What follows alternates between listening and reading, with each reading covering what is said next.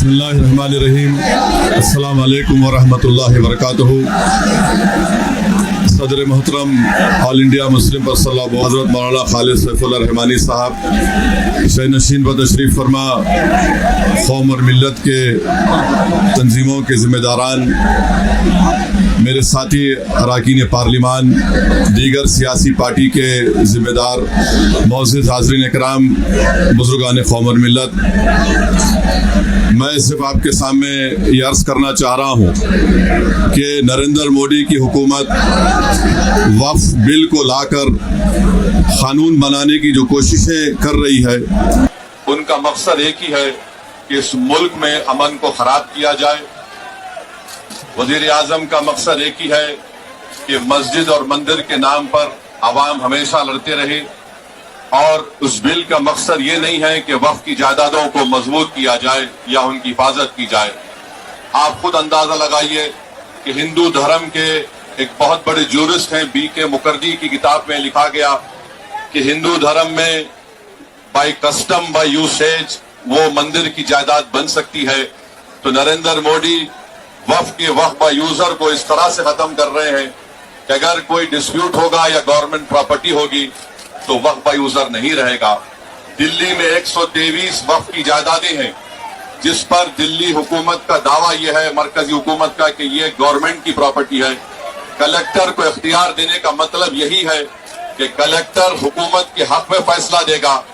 جس مسجد کے امام ہمارے بھائی مولانا محب اللہ ندوی صاحب ہیں، وہاں پر مرکزی حکومت کہتی ہے کہ وہ گورنمنٹ کی پراپرٹی ہے.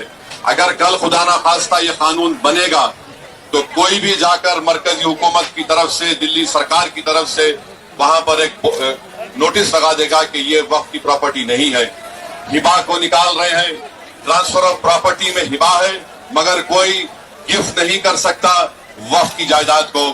نریندر مودی آج کل بھارت کے ہمارے فضیلت الشیخ بنے ہوئے ہیں اور یہ بتا رہے ہیں کہ اگر کوئی مسلمان ہوتا ہے تو اس کو 5 سال تک وہ وقف کو نہیں دے سکتا ہے. یہ کہاں سے ان کو معلوم ہوا؟ کون سے فقہ یہ کی کتاب میں لکھا گیا؟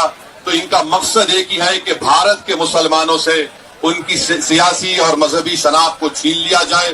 میں آپ کو بتا رہا ہوں کہ اس بل کا مقصد مسلمانوں سے مسجدوں کو چھیننا، درگاہوں کو چھیننا، قبرستانوں کو چھیننا، ایویکیو پراپرٹیز کو چھین لینا، یہ مقصد نریندر مودی کی حکومت کا ہے. اور ہم کوشن کر رہے ہیں چندرا بابو نائیڈو کو، ہمارے پاسوان صاحب کو اور نتیش کمار کو، یاد رکھیے دنیا جب تک قائم رہے گی، اگر آپ اس وقت نازک وقت میں اس بل کی تائید کریں گے تو آپ کو مسلمان کبھی نہیں معاف کرے گا، کیونکہ آپ کی تائید کی وجہ سے یہ بل قانون بنے گا. اس لیے ہم ان سے بھی کہہ رہے ہیں کہ آپ اس غیر انکانسٹیٹیوشنل بل کی تائید مت کریے.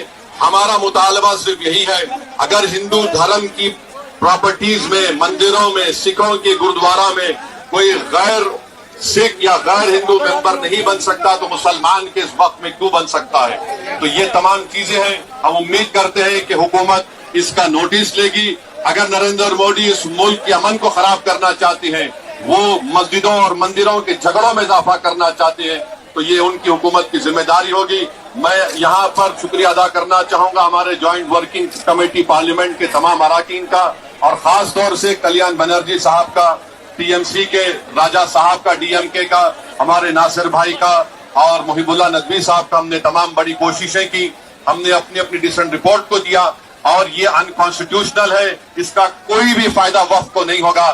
صرف وقف بورڈ کو برباد کرنے کے لیے، وقف جائیدادوں کو لوٹنے کے لیے حکومت یہ اینٹی کانسٹیٹیوشنل اور اینٹی مسلم کام کرنے جا رہی ہے. بہت بہت شکریہ.